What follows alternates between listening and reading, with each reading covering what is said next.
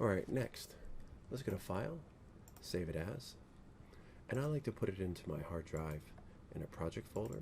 I call it 3D, and I've already made it here, but we'll do a new one. We'll call it City. Okay, inside of City we'll put City underscore 00, and then max if you really want to put that. Alright, so now what we have is a saved project we can always go back to if we make a mistake. Let's do a simple texture. Let's go into here, into the material editor. Now let's move this over. And the floor should probably be like a cement walkway kind of a thing. So let's go to standard materials for scanline, ambient color, etc. Double click at the top. There you go. Now, since that's selected, you can go up here to assign material to selection. We're going to do the same thing. Another standard material, drop and drag. And if you feel like you run out of space, you can kind of just drag that over a little bit right here. Right there. Okay. Now we click on here. Let's make a glass tower. Make that kind of like a light bluish color. Before we get too far, let's name this glass underscore tower. I like underscores. I don't like spaces and material names for programming.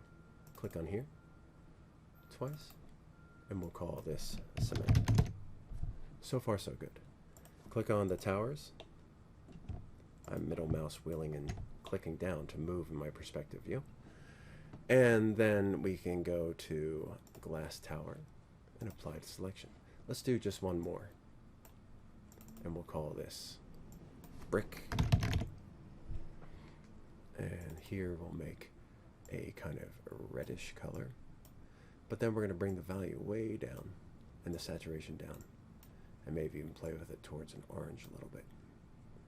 Value, saturation, hue. You can have a lot of fun with those. Now, let's click on some shorter buildings that definitely would look more like they're made of brick. Finally, that's going to be a park. So standard material, double click, and we'll call it grass, trees, or just park. It may be oversimplifying, but it makes it really, really fun to build like this. So far, so good. So we have a park, we have old buildings, and then, you know what, maybe that's another glass tower. Click on that material, and there you go. So far, so good. Let's close this. Now, let's render really quick. Let's go to Render Setup.